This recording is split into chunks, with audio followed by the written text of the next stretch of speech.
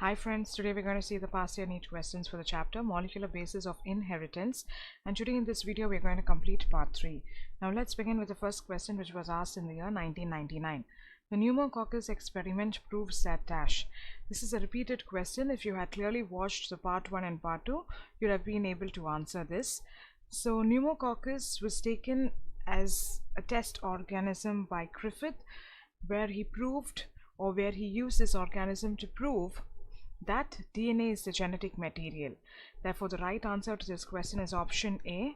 Griffith experiment with pneumococcus proves that DNA is genetic material. Therefore, the right answer is option A. And since it's pneumococcus, the shape of the bacteria is in round shape, that is cocci. Therefore, the right answer is option A. Next question here.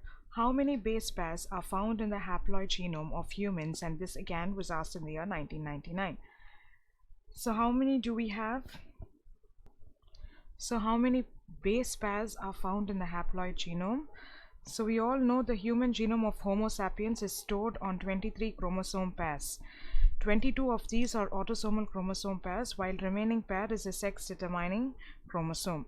The haploid genome occupies a total of just over 3 billion pairs, DNA pairs.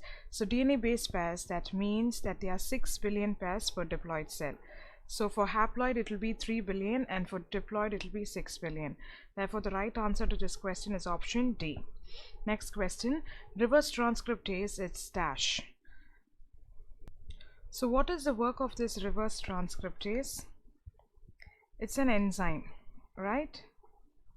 It's an enzyme used to generate complementary DNA from the RNA template, a process termed as reverse transcription.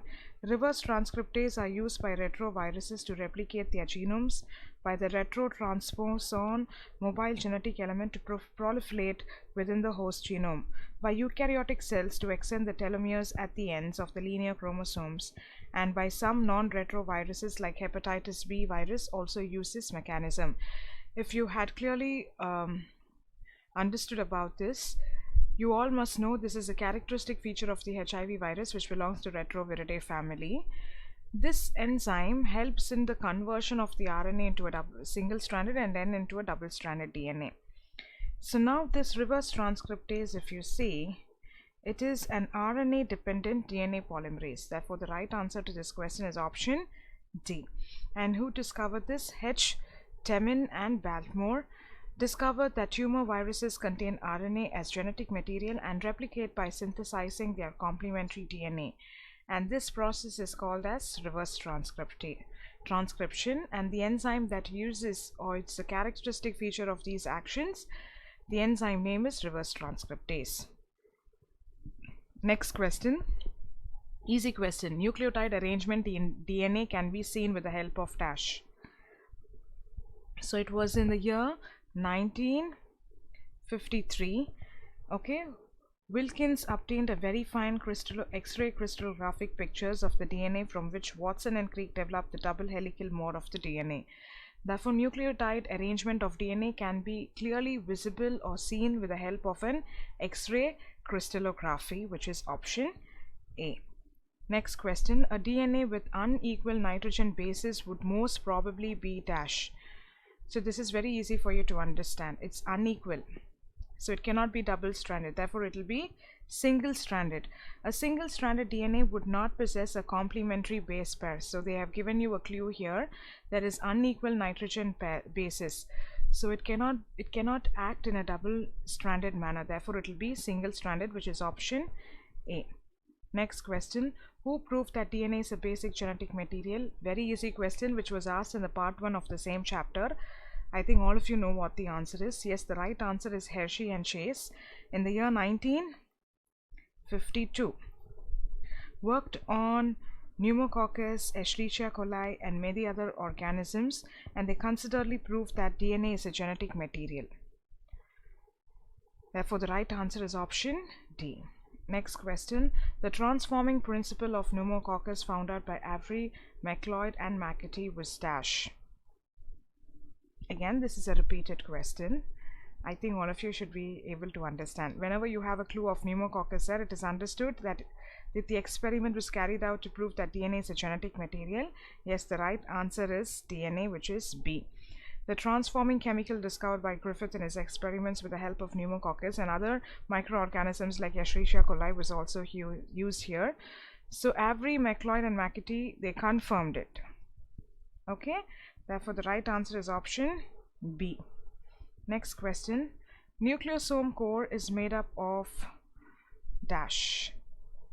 Okay, we all know we are having histones. They are proteins. So what are the 4 histone proteins that our body has? I'll tell you, the answer is option D, which is H2A, 2B, 3 and 4. The 4 histone proteins constituting the core of nucleosome are 2A, 2B, 3 and 4, which is option D. Next question here. A nucleotide is formed from dash. Very easy question. It will have a nitrogen base, it has sugar, a phosphate sugar, and it has a phosphate group, right? Therefore the right answer is option C. Next question. If there are 999 bases in an RNA that codes for a protein with 333 amino acids and the base at position 901 is deleted such that the length of the RNA becomes 998 bases, how many codons will be altered? If the deletion happens at the 901 position, then the remaining 98 bases specifying for 33 codons of the amino acids will be altered. Therefore the right answer is option B, 33. Next question. During DNA replication, Okazaki fragments are used to elongate dash. So what do you mean by Okazaki fragments? They are short sequences of DNA nucleotides. Approximately they will have 150 to 200 base pairs, and that is found in eukaryotes, which are synthesized discontinuously and later linked together by the enzyme DNA ligase to create the lagging strand during DNA replication. So during DNA replication, Okazaki fragments are used to elongate, option C, the lagging strand away from the replication fork. The DNA polymerase molecules simultaneously work at the DNA fork, one of the leading strand and the other on the lagging strand. DNA polymerase synthesize each fragment at the lagging strand in 5' to 3' direction. As the replication fork opens further, new Okazaki fragments appear. The first fragment appears away from the replication fork, and thus the direction of the elongation would be away from the So as I already mentioned, they are discontinuous. After the process, they get joined or they are reunited with the help of the DNA ligase enzyme. Therefore the right answer is option C. Next question. Which one of the following is the starter codon? Very easy question.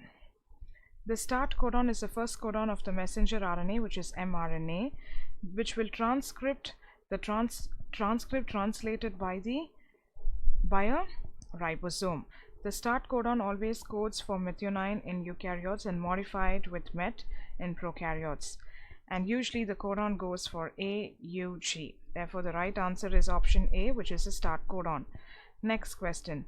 The movement of a gene from one linkage group to another is called as dash. Very easy question. What is the answer here?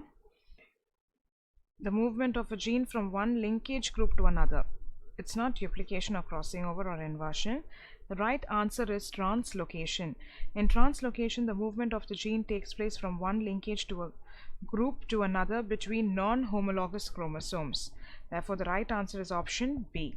So anything that you would like to add about translocation, because you're given 4 options here. But anyway, the question is very easy for you to understand. Translocation means it's a change in location, as a term itself tells you. It often refers to genetics when a part of chromosome is transferred to another chromosome. Chromosomes are structures that carry genes, are units of heredity, and when this type of translocation occurs, it can cause flaws in the chromosomes. Therefore the right answer is option B. Next we will, with this we complete the part 3 of molecular inheritance. We will meet in the next part 4 of the same chapter with another set of questions and explanations. Thank you for watching.